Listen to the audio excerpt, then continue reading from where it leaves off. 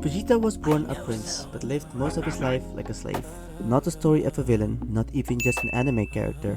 This is a story about pride, trauma, and redemption. So suit up because this journey isn't just about Vegeta, it's about becoming the best version of yourself. That's how I grow.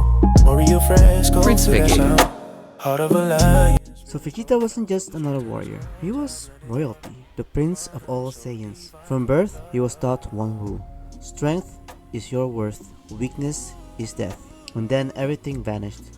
His planet, his people, his father.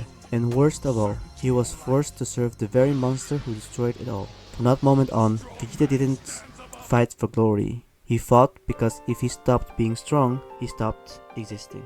And honestly, that's a terrible employee contract. And one day I'll be strong enough to beat Frieza, and I will rule the universe!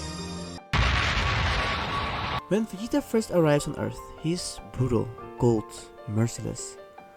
But here's what most people miss. Vegeta isn't really pure evil, because deep in the inside, he's terrified of becoming nothing. And then he meets Goku, a low-class Saiyan, not royal blood, no destiny, and yet Goku keeps winning. That single fact shatters Vegeta's entire worldview, because if strength defines his worth, and someone else surpass him, then who is Vegeta without power? Like, imagine losing your entire identity to a guy who eats non-stop and still wins. On Namek, something unprecedented happens. Vegeta doesn't rage, he doesn't scream, he breaks. For the first time in his life, the Prince of all Saiyans cries, begs, admits fear. Kakarot, please, destroy Frieza! He made me what I am. Let him do it to anyone else. Not for himself, but for his people. When Vegeta kills him, Vegeta dies believing I was never strong enough. And that belief scars him. After Namek, Vegeta stays on Earth, not because he loves it, but because, well, he has nowhere else to go. He trains obsessively. He isolates himself. He pushes everyone away. Yet slowly something changes. A woman challenges him. A child calls him father.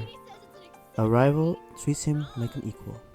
Vegeta doesn't notice it at first, but he's building a life, not just power. And that terrifies him more than any enemy ever could. Turns out, emotional growth is harder than a Super Saiyan. When Vegeta becomes Majin, people think he turns evil again. But that's not what's happening.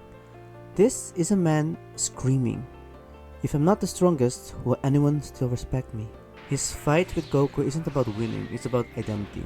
And when Vegeta sacrificed himself, not as a prince, not as a warrior, but as a father, that's the moment he truly wins.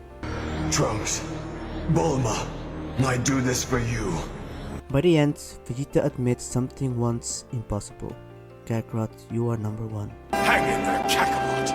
You are number one. Not because Goku is stronger, but because Goku fights without hatred, without fear, without pride poisoning his heart. Vegeta learns the final truth. Strength without love is empty. So why Vegeta is one of the greatest characters? Well, Vegeta doesn't start good. He doesn't magically change. He grows slowly, painfully, realistically. He represents the burden of expectations, trauma masked as pride, the courage it takes to change. Vegeta didn't lose his crown, he just outgrew it. So Vegeta's story isn't just anime, it's also in the Bible, in the life of a king who was chosen and then destroyed by pride. King Saul starts strong. First king of Israel, respected, gifted, victorious, chosen to lead. But over time, Saul attached his worth to one thing: the throne. Is his identity. Just like Vegeta, Prince of all Saiyans wasn't just a title, it was his entire sense of self. And then comes David, the low-class rival. David was young, underestimated, not royal. Yet he wins battles Saul can't, and the people sing, "Saul has slain his thousands and David his tens of 10,000s." From Samuel 18:7. That line is Saul's "Goku is surpassing me" moment. jealousy turns a leader into a prisoner. Saul's fear becoming obsession. He became paranoid, anger, insecurity, constant comparison. The Bible says Saul was afraid of David, Samuel 18:12. Saul eyed David from that day on, Samuel 18:9. So translation, Saul stops leading Israel and starts tracking his rival. Just like Vegeta, training not for growth but to protect ego. Pride makes Saul attack the wrong enemy. Saul tries to kill David. Saul hurled his spear from Samuel 18:11. David isn't the enemy, but pride makes Saul treat him like one. Because pride attacks threats to identity, not actual danger. And then there was this turning point. David had a chance to kill Saul and doesn't. I will not put out my hand against my Lord. Samuel 24:6. Like Goku sparing Vegeta, Saul even admits, you are more righteous than I. Samuel 24:17. But Saul doesn't change deeply. He falls back into fear.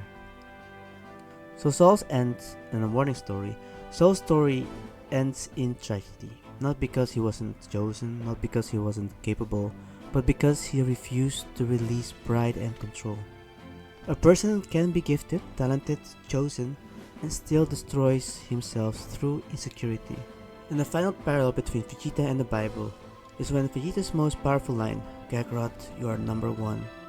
And then you have Paul, most powerful realization, when I'm weak, then I am strong. 2 Corinthians 12:10. Both stories learn the same truth. Strength without humility destroys you. Strength with purpose redeem you.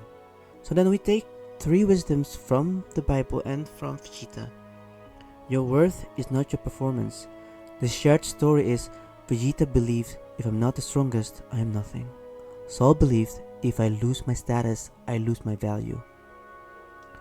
Whatever were gains to me, I now consider loss. Philippians 3:7. So the wisdom is, if your value depends on achievement, you will always fear failure. How to practice? Identify one title you cling to. Ask, if I lost this tomorrow, who would I still be? Write 3 values not tied to success. Weekly, do something meaningful with no recognition. The second one, pride will exhaust you before it destroys you. The shared story is Vegeta obsessed. Paul persecuted believing he was right. Pride goes before destruction. Proverbs 16:18. Pride doesn't make you confident, it makes you defensive. How to practice? Pause 5 seconds before responding to criticism. Ask, is this about growth or ego? Say once a week, you're right, I didn't see that. Train without comparison. And the last one, true strength comes from purpose, not control. The shared story is Vegeta's strongest moment is sacrifice. Paul's strength peaks in surrender. For when I am weak, then I am strong. Corinthians 12:10. Wisdom is control makes you anxious, purpose makes you steady. How to practice? Ask who benefits if I become better. Anchor goals to family, service, protection, and teaching. Each morning, surrender one thing you won't control today. And finally, Vegeta and the Bible teach us the same truth. You don't become strong by proving yourself. You become strong when you know who you are living for. And remember, you have to face your inner demons first before you can face the world. Have a good one. Hey guys, if you enjoyed this video, please leave a like, subscribe, and comment. It means a lot. Game on the screen, faith in the flow, soul in the beat, that's how I grow. Mario Fresco, feel that sound. Heart of a lion, spirit profound. From the street to the scrolls, I blend it all. Modern, so divine.